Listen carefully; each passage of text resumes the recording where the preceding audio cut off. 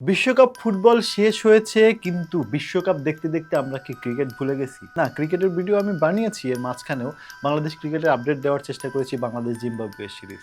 কিন্তু এত হতাশ করেছে বাংলাদেশ ক্রিকেটাররা, সত্যি কথা বলতে এটা অবাক করতে হয়। শেষ পর্যন্ত প্রাপ্তির জায়গায় ওই টি-20 সিরিজ নিয়ে আমরা ঘরে ফিরেছি, তাও 2-1। অ্যাকচুয়ালি যে বিষয়টা ঘটেছে, বাংলাদেশ ক্রিকেটের সাথে একটা হতাশাব্যঞ্জক সময় গিয়েছে জিম্বাবুয়ে সিরিজে। বিশেষ করে এইটার জায়গাটা একটু খুবই টেকনিক্যালি ক্রিটিক্যাল। কেন বলবো ক্রিটিক্যাল? ওডিআই সিরিজটা হেরে গেছি জিম্বাবুয়ের সাথে। এইটা যে একটা অশনি সংকেত। কেন এইটা অশনি সংকেত? একটু ব্যাখ্যা করি। সেটা হচ্ছে নেক্সট ওয়ার্ল্ড কাপ 2027 সালের ওয়ার্ল্ড কাপ আয়োজন করতে যাচ্ছে নামিবিয়া, জিম্বাবুয়ে এবং সাউথ আফ্রিকা। দ্যাট মিনস ওই কন্ডিশনেই আমাদের 27-এর ওয়ার্ল্ড কাপটা খেলতে হবে। কন্ডিশন অ্যাবজর্বের জায়গায় বাংলাদেশ কমপ্লিটলি ফেইলর। সত্যি কথা বলতে সবচেয়ে বেশি হোঁচট দিয়েছে, আমাকে সবচেয়ে বেশি ব্যথিত করেছে যেটা বলি, সে জায়গাটা হচ্ছে বাংলাদেশ জিম্বাবুয়ের একমাত্র টেস্টে কি ঘটনা ঘটেছিল আপনারা সবাই হয়তোবা ফুটবলের জন্য হয়তোবা ওই রকমের কম্প্যাক্ট কোনো নিউজ না রাখলেও অ্যাটলিস্ট স্ক্রলে দেখেছেন যে বাংলাদেশ ইনিংস প্লাস 85 রানে হেরে গেছে। এবং এটার একটু যদি ডিপ মেথডে বলি, সেটা হচ্ছে বাংলাদেশ প্রথম ইনিংসে খেলেছে 47 ওভারের মতো এবং দ্বিতীয় ইনিংসে খেলেছে মাত্র 45 ওভার। অর্থাৎ দুই ইনিংসে বাংলাদেশ একদিন টেস্ট খেলার মতো টেস্ট খেলেছে। মানে এটা, এবং জিম্বাবুয়ে যারা হচ্ছে মাঝখানে টেস্ট বাতিল হলো, তারপরে আস্তে আস্তে ফিরলো আইসিসি সহায়তায়, সেই জায়গায় ভঙ্গুর একটা ক্রিকেট বোর্ড ছিল, সেখান থেকে নিজেদেরকে রিফারবিশড করা। এবং আপনাদের মনে থাকবে হয়তোবা কিছুদিন আগেও, অর্থাৎ 2021-22 সালেও দেখেছেন যে এই জিম্বাবুয়ে প্লেয়াররা তাদের কিটের যে বাজে অবস্থায় স্পন্সর পাচ্ছে না, সেই জায়গা থেকে জিম্বাবুয়ে বাংলাদেশকে ডমিনেট করেছে, এবং তাও রাজস্বিক টেস্ট ফরম্যাটে। সেখানে বাংলাদেশের সবাই ছিল অলমোস্ট যে কোর টিমটা আমরা খেলি সেই টিমটাই ছিল জিম্বাবুয়ের সাথে। তারপর এরকম হতাশাব্যঞ্জক পারফরমেন্স, এবং সবচেয়ে বড় হতাশ করেছে 27-এর বিশ্বকাপ প্রস্তুতির যদি এই দলটা হয়ে থাকে, তাহলে আমরা যে জায়গায় মিস করেছি, আমরা আফ্রিকান পিসের কন্ডিশনের সাথে একদম মানিয়ে উঠতে পারিনি। জিম্বাবুয়েতে আমাদের ভরাডুবির মূল কারণটা আসলে কি ছিল? ব্যাটিং বিপর্যয়ের কারণটা কি ছিল? দায় কি ব্যাটিং কোচ? আমি এই ভিডিও যখন রেকর্ড করছি 23 তারিখে, এই ভিডিও রেকর্ডের সময় লাস্ট আপডেট হচ্ছে বাংলাদেশ ক্রিকেট বোর্ড চূড়ান্ত সিদ্ধান্ত নিচ্ছে 27-এর ওয়ার্ল্ড কাপকে কেন্দ্র করে যে জায়গাটায়, সেটা হচ্ছে ব্যাটিং কোচকে হতে যাচ্ছে। আলোচনা চলছে অনেক আগেই থেকেই, বিশেষ করে মোহাম্মদ আশরাফুল থাকছে না বাংলাদেশ টিমের সাথে, এতটুকু আমি দায়িত্ব নিয়ে বলতে পারি।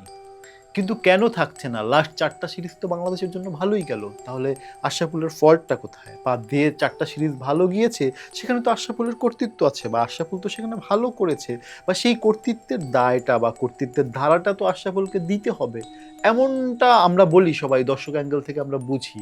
কিন্তু সেই জায়গায় যে ডোমিনেশনের জায়গাটায় ব্যাটিং ফেইলর কিন্তু ছিল। ভুলে গেলে চলবে না, আমরা কিন্তু টেকনিক্যালি গ্রুমিংয়ের জায়গাটা বা ব্যাটিং পারফরমেন্সের জায়গাটা, ওই জায়গায় বা ব্যাটিং ট্যাকটিসের জায়গাটা এখনও ক্লারিফাই করছি, এখনও ধুঁকছি প্রতিদিন। দেশের মাটিতে হোক আর বিদেশের মাটিতে তো কথাই নেই। সর্বসাকুল্যে যাদের যে নামগুলো সম্ভাবনার তালিকায় আছে, বিশেষ করে পাকিস্তানের কিংবদন্তি ক্রিকেটার মোহাম্মদ ইউসুফ, যাকে আমরা ইউসুফ ইহানা নামে চিনতাম, সেই ইউসুফকে দেখা যেতে পারে বাংলাদেশ টিমের সাথে বাংলাদেশ ব্যাটিং পরামর্শক হিসেবে, বাংলাদেশ ব্যাটিং কোচের দায়িত্ব নিতে পারে মোহাম্মদ ইউসুফ, এটা মোটামুটি গুঞ্জন শোনা যাচ্ছে। সেই সাথে আরও কয়েকজন আছে এই তালিকায়, নাম প্রকাশ না করলাম কারণ হচ্ছে মোটামুটি সর্ট আউটের জায়গা কয়েকদিনের মধ্যে এটা আপনাদের সামনে নিউজ ফিডে চলে আসবে। হোপফুলি বাংলাদেশ ক্রিকেট টিমের এই জায়গার বাইরে যেসব খবর তথ্য দেওয়া আছে, আমাদের ফেসবুকের টাইমলাইন ঘাটলেই দেখা যায় যে ক্রিকেটের কিছু কিছু জায়গায় অনেক বেশ ডেভেলপ হচ্ছে। সেই জায়গাগুলো ছাপিয়ে যাচ্ছে যেসব দুইটা নোটিশেবল জিনিস, সেটা সম্প্রতি আপনারাও হয়তো বা দেখেছেন যে বাংলাদেশ ক্রিকেট বোর্ডের শৃঙ্খলা কমিটি যেসব জায়গায় শৃঙ্খলা ভঙ্গ হচ্ছে, সে জায়গায় তৎপর হয়েছে। সেখানে শোকেস করা হয়েছে টি-20 দলের ক্যাপ্টেন লিটন কুমার দাসকে, সেই সাথে শেখ মাহাদি হাসানকেও। লিটনের অপরাধ, লিটন ইনজুরিতে ছিল, জিম্বাবুয়ে গেল, জিম্বাবুয়ে থেকে ফিরে আসলো, ম্যাচ খেলতে পারলো না, ইনজুরি সমস্যা কাটিয়ে ওঠার যে প্রবণতায় একজন চুক্তিবদ্ধ ক্রিকেটার ইনজুরি টাইমে সে তার বিসিবির যে চিকিৎসক থাকবে, বিসিবির যে দায়িত্বরত চিকিৎসক থাকবে তার সাথে কাজ করবে, অথবা সে রেস্টে থাকবে কমপ্লিটলি। কিন্তু দেশের বাইরে যদি কোনো ট্রিটমেন্ট সংক্রান্ত বিষয় হোক বা যে কোনো সংক্রান্ত বিষয় হোক, দেশের বাইরে গেলে অবশ্যই বিসিবির অনুমতি নিয়ে যেতে হবে।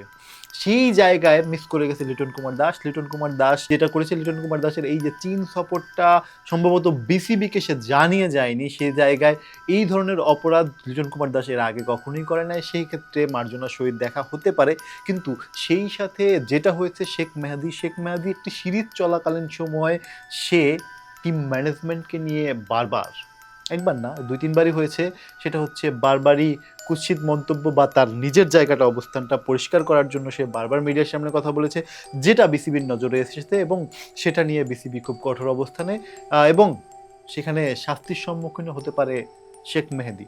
সব মিলিয়ে এই ছিল বাংলাদেশ ক্রিকেটের আপডেট, এবং সেই সাথে রঙিন হচ্ছে আমাদের মিরপুর শেরেবাংলা ন্যাশনাল স্টেডিয়ামের কয়েকটা গালিচা, বিশেষ করে টাইগার ড্রেন নামে একটা গ্যালারি হচ্ছে, যেখানে কিংবদন্তি ক্রিকেটাররা ওপেন গ্যালারির মতো খেলা দেখতে পারবে, এবং কিংবদন্তি ক্রিকেটারদের সম্মানার্থে বা কিংবদন্তি আমরা যেভাবে দেখেছি লর্ডসে একটা গ্যালারি কর্নার থাকে, যেখানে হচ্ছে একটা বেলকনির ব্যবস্থা থাকে, কিংবদন্তি ক্রিকেটাররা সেখানে ক্রিকেটারদের উজ্জীবিত করে, সেই সাথে দর্শকদের উজ্জীবিত করে, সেই জায়গার ব্যবস্থা করেছে তামিম ইকবাল খানের সভাপতিত্বে এই বিসিবির। সেই সাথে আরও কিছু ডেভেলপ আসছে, সেটা হচ্ছে ড্রেসিং রুমের কিছু ডেভেলপ হচ্ছে, সুইমিং পুলের ডেভেলপ হচ্ছে, সব কিছু মিলে রঙিন সাজে সাজছে এবং ক্রিকেটীয় ঢঙে সাজছে এই মিরপুর শেরেবাংলা ন্যাশনাল স্টেডিয়াম।